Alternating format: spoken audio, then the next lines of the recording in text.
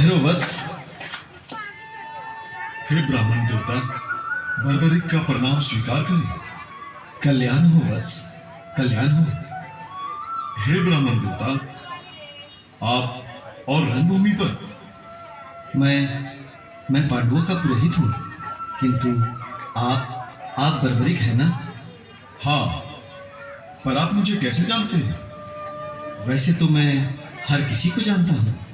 यूं समझ लो मुझसे कुछ भी छुपा नहीं। हे वत्स, तुम एक महान योद्धा हो और इस युद्ध में तुम भाग लेना चाहते हो। हाँ, इस युद्ध में अवश्य भाग लूंगा, परंतु इस समय नहीं। अब नहीं तो फिर कब? मैंने प्रण लिया है निर्बलों की सहायता करने का। कौरवों और पांडवों में से जिसकी भी पराजय होगी, उसी पक्ष में शामिल होकर मैं युद्ध करूंगा और एक ही पल में युद्ध को समाप्त कर दूंगा। तुम अकेले हो और मैं तुम्हारी तर्कस में 3 ही बाण देख रहा हूं, और तुम इस महायुद्ध को पल भर में समाप्त करने की महत्वाकांक्षा रखते हो। कैसे? ब्राह्मण देवता, ये मेरी महत्वाकांक्षा नहीं है, मेरा अटल विश्वास है, आत्मविश्वास। मुझे अपनी सामर्थ्य और अपनी युद्ध विद्या पर पूर्ण विश्वास है। इस युद्ध को समाप्त करने के लिए मेरा एक ही बाण काफी है। केवल एक बाण से इस महायुद्ध को समाप्त कर दोगे? कहीं ऐसा तो नहीं बर्बरिक कि तुम्हें कोई अलौकिक शक्ति प्राप्त है? आप ठीक समझ रहे हैं। इस अलौकिक शक्ति के कारण मैं अजेय हो गया हूं और मेरा वध कोई नहीं कर सकता। वत्स बर्बरिक, इस पेड़ को देख रहे हो ना? इस पेड़ के पत्तों को इस महायुद्ध में भाग लेने वाले योद्धा समझकर एक एक को निशाना बना दो, तब मुझे तुम्हारी बातों पर यकीन होगा।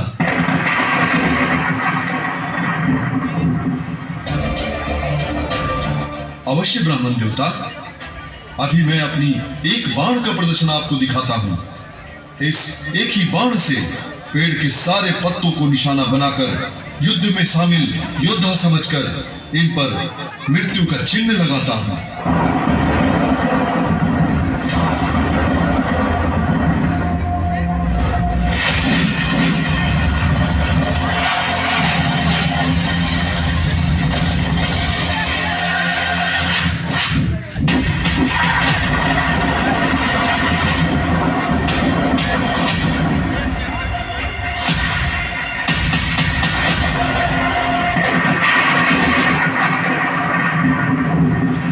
वत्स बर्बरिक, अब मुझे विश्वास हो गया, तुम एक ही बाण से पल भर मात्र में युद्ध को समाप्त कर सकते हो।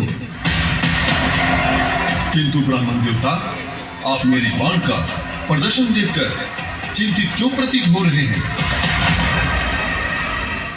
बर्बरिक, तुम्हारी ये विनाशक विद्या ही मेरी चिंता का कारण है। मैं किसी निर्बल का साथ दूं, ये चिंता का विषय कैसे हो सकता है? निर्बल का साथ देना ही तो धर्म है। प्रश्न निर्बल और बलवान का नहीं है बर्बरिक, प्रश्न तो ये है कि कौन सा पक्ष धर्म की राह पर है और कौन सा पक्ष अधर्म की राह पर है। हे ब्राह्मण देवता, आपकी ये गूढ़ और गहन बातें मेरी समझ से परे है। उचित, अनुचित, न्याय, अन्याय, धर्म और अधर्मी, ये सब आपका धर्म है। मेरा धर्म तो दादी हिडिंबा के अनुसार धर्म का पालन करना है, जिसकी मैं प्रतिज्ञा ले चुका हूं, चाहे कुछ भी हो। परंतु बर्बरिक, मैं तुम्हें ऐसा करने की आज्ञा नहीं दे सकता। हे ब्राह्मण देवता, मुझे आपका मानसिक संतुलन ठीक नहीं लग रहा।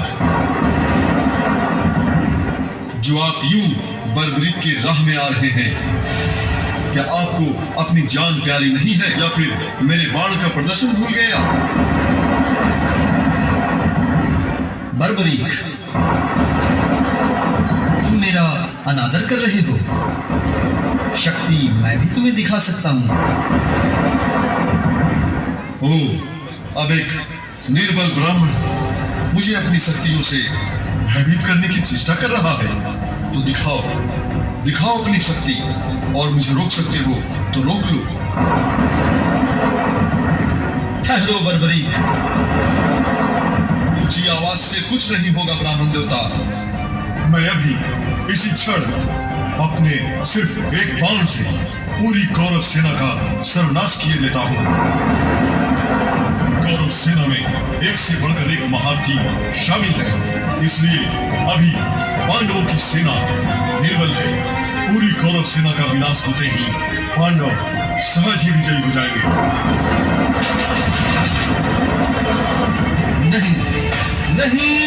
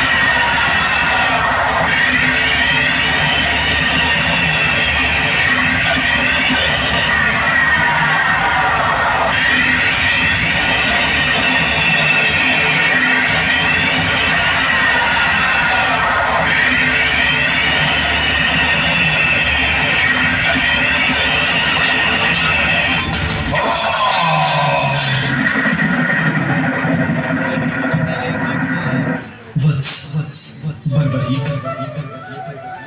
तुम अपनी प्रतिज्ञा के अनुसार इस महायुद्ध में जो भी पक्ष निर्बल होता तुम उसी पक्ष में शामिल होकर युद्ध लड़ते। परंतु तुमने एक बात तो सोची ही नहीं।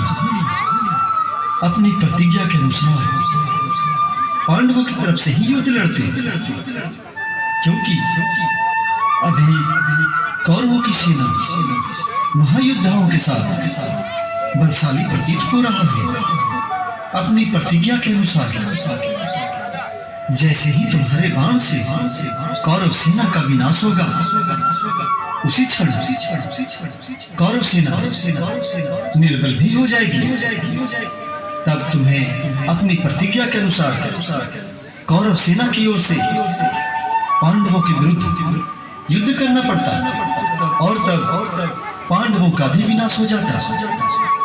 ऐसे में न कौरव सेना रहती और न पांडवों की सेना, सिर्फ एक तुम ही जीवित रहते।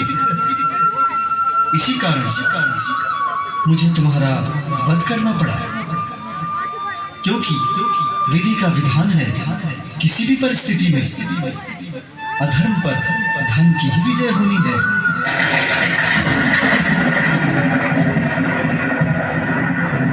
हे प्रभु, मैं तो पहले ही ब्राह्मण के वेश में आपको पहचान गया था। मैंने जानबूझकर आपको क्रोध दिलाया और अपना वध करवाया। आपके हाथों ही मैं मोक्ष को प्राप्त करूं, इसीलिए बड़े परिश्रम से मैंने ये विद्या प्राप्त की थी। बर्बरीक, तुमने जो बड़ी साधना से अस्त्र प्राप्त किया था, उसी तपस्या और तुम्हारी लगन ने तुम्हें मोक्ष के योग्य बना दिया है।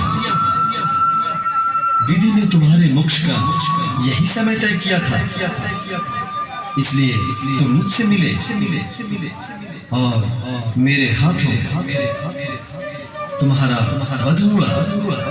वत्स बर्बरीक, तुम इस कटे हुए शीश के साथ युद्ध देख पाओगे।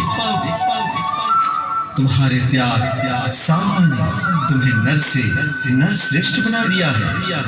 होगा आज मैं तुम्हें वो नाम देता हूँ जो माता यशोदा ने स्वयं मुझे दिया था, श्याम। श्याम। हे प्रभु, मैं धन्य हुआ।